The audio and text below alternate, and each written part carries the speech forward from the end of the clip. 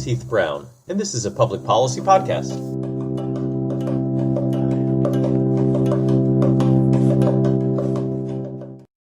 Good evening.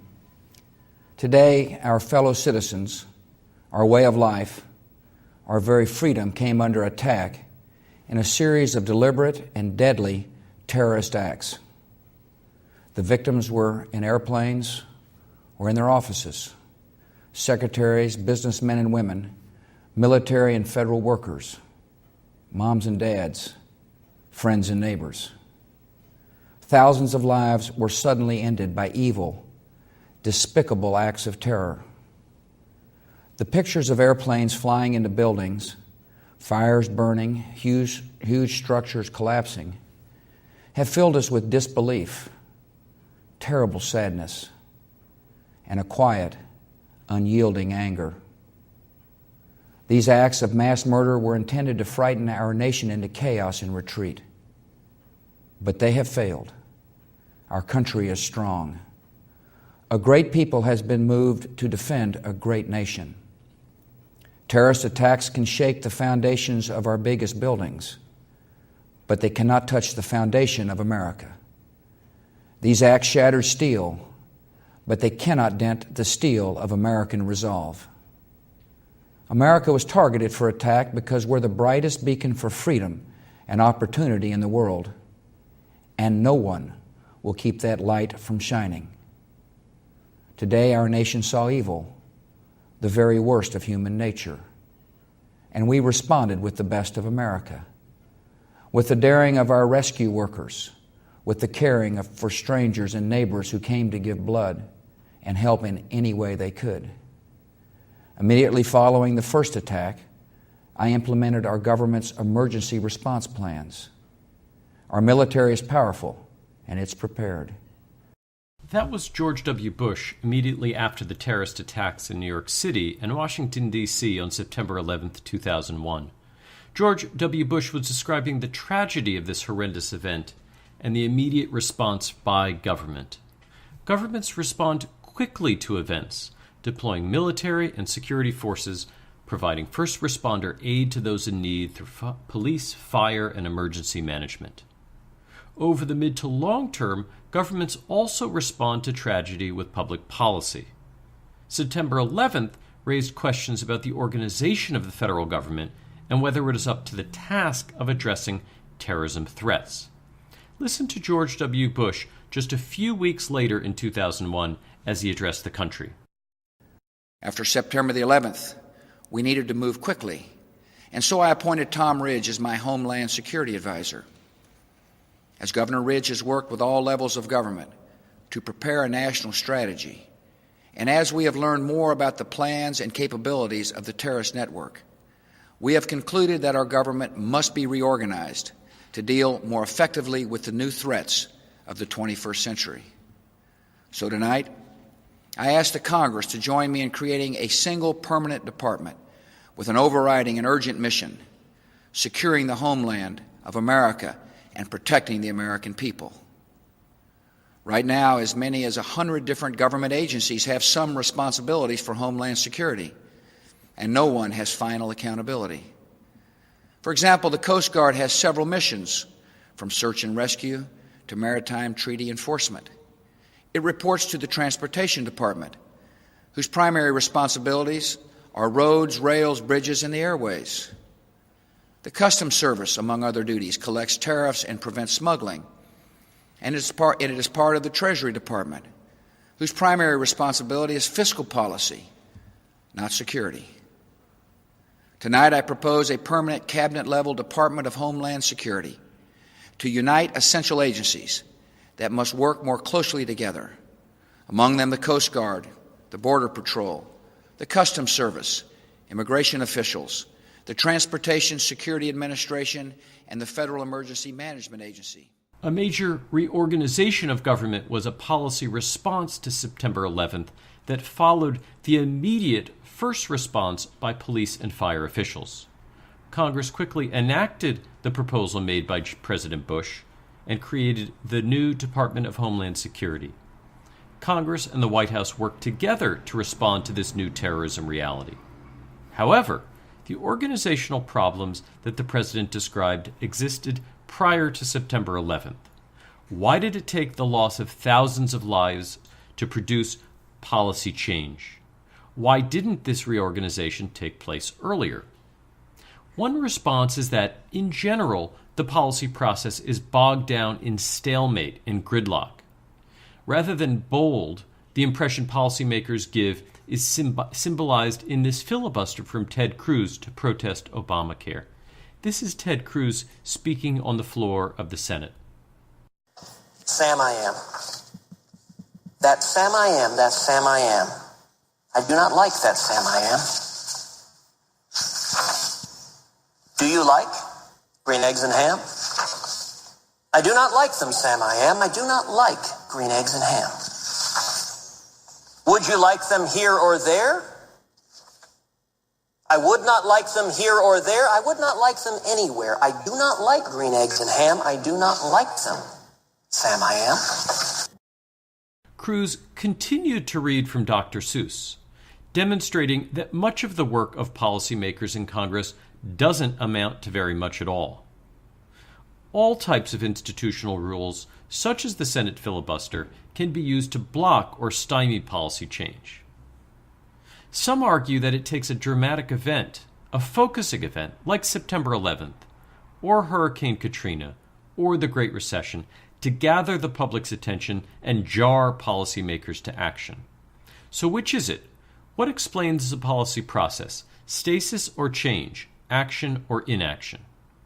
One theory is that policymaking is chaotic and unpredictable, dictated by limited policymaker time and attention. John Kingdon developed the idea of multiple policy streams to describe this process. Only when the streams come together do policy windows open and change can happen. Until then, the policy stream, the problem stream, and the political stream remain far apart and little progress is made. The policy stream is made up of those think tanks often devoted to policy ideas and proposals. Listen here to these from the Brookings Institution. These two experts work at one of Washington's premier think tanks. Listen as they discuss the issue of higher education policy. If you lower the cost of community college, then of course more students are going to enroll. But just sort of this lowering the cost, there's no reason to believe that that's going to be an incentive for students to continue to enroll the next semester. Yes, it remains low, but I don't know, there's no mechanism. It doesn't set up any goal for them. And another Brookings scholar who focuses on education policy said it's a bad idea to make it free for everyone. You should at least means test it, right? I think that would probably accrue to the benefit of the lower income students. These policy scholars from the Brookings Institution are busy thinking about college affordability policies, what might work and what might fail. While the think tanks are busy in the policy stream, in the problem stream, debates about what is and is not a problem rage. Data, information, and research play a major part in this stream. Listen to this expert discuss the data on college access. The final thing that I want to indicate about this is that the economy that sits up on the left-hand corner through the tax policies that you have is the situation that is leading to reduced revenues at the state level. I mean, if the economy were really strong, you would have tax money to spend on higher education and everything else. But it's that same economy that makes it possible for families to have incomes and to pay tuition. And so when the state doesn't pay for higher education and we lay that off on students and their families, we're doing that at exactly the same time. You know, if families had money, the state would have money. And when the state doesn't have money, it's largely because families don't. And so it's not like these are counter-cyclical funding mechanisms. These are just things that build the perfect storm.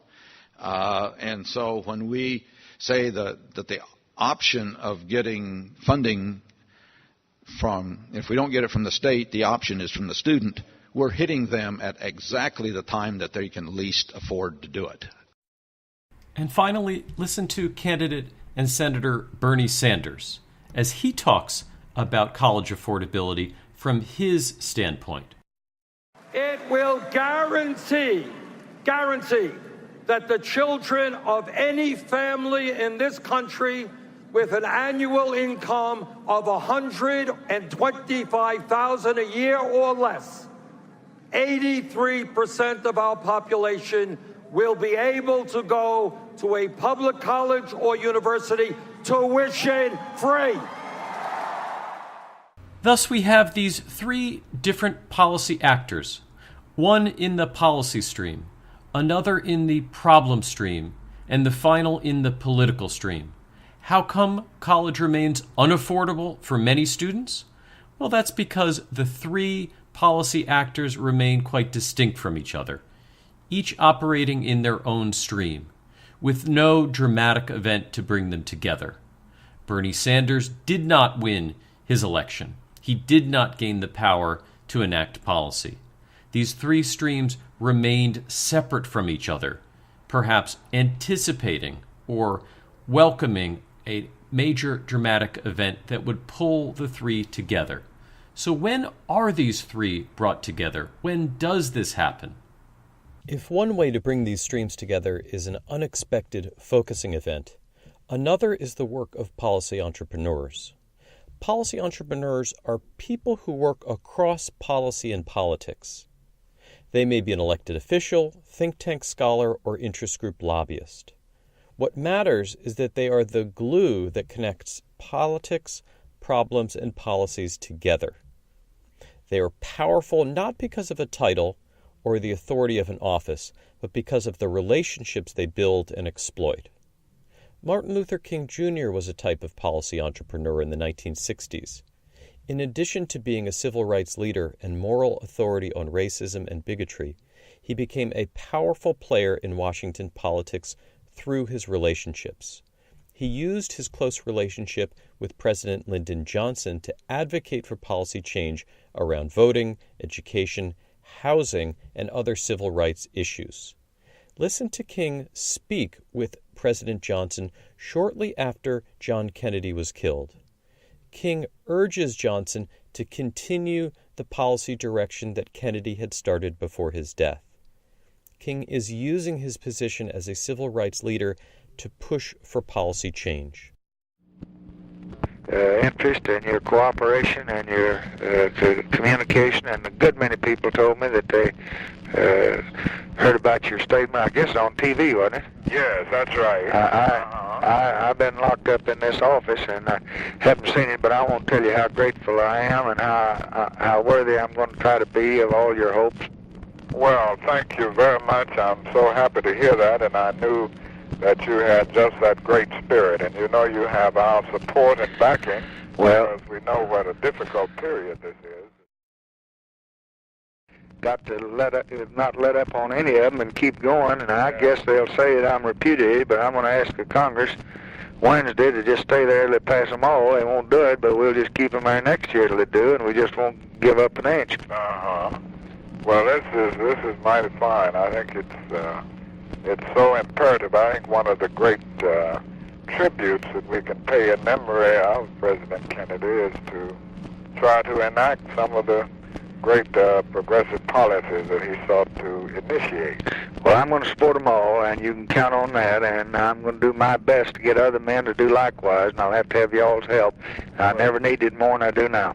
Well, you know you have it, and just feel free to call on us for anything. Thank you so much, Martin. All right. Call me when you... To the family. I sure will. Call me when you're down here next time. I certainly will. Let's get together, and any suggestions you got, bring them in. Fine. I certainly will do that. Thank you so much. Thank you. And just a year later, King and Johnson talked again after the passage of a major civil rights policy. Johnson calls King to tell him about the victory because King was an effective leader and had acted as a policy entrepreneur, ensuring the problem of discrimination was combined with a policy solution in a political venue. The three streams may not have come together in such a way if not for the entrepreneurialism of King to pressure Johnson's White House to act. Well, good. And again, let me congratulate you and say what a great moment we think this is for our country. It was a great victory for the forces of progress and a defeat for the forces of retrogress. And I think we have some great challenges and opportunities ahead, and we're all with you. Thank you, Doctor. Thank you so much. I just want to give you a ring. So what have we learned so far?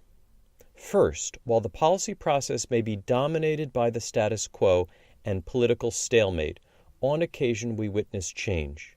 Dramatic change, like the creation of an entirely new federal agency to address an issue like Homeland Security, or a new historic civil rights law. Second, one theory to explain this process is John Kingdon's multiple streams. The policy, problem, and political streams flow separately from each other. Because elected officials are short on time, resources, and attention, they do not solve every public problem because they have a limited agenda. In fact, at any given point, there may be hundreds of policy problems in need of a solution. As long as these streams remain separate and off the agenda, the policy window remains closed and policy change is unlikely to happen. Third, the three streams may come together after a dramatic focusing event, like a natural disaster or a man-made tragedy. A focusing event like September 11th grabs public attention, raises the salience of an issue, and allows for an existing policy solution to gain traction and move up the policy agenda. This is what we call an open policy window, when the possibility for change grows. This doesn't guarantee policy change. It simply raises the probability from a low point to a relatively high point. And fourth, policy entrepreneurs operate to connect these streams. They use their relationships, policy knowledge, and political skills to advocate for policy change. Martin King combined his deep knowledge of the problem of civil rights, his awareness of policy solutions, and his relationship to the new President Johnson. He was acting as a policy entrepreneur to address a historic policy problem that may have remained unchanged without his effective leadership.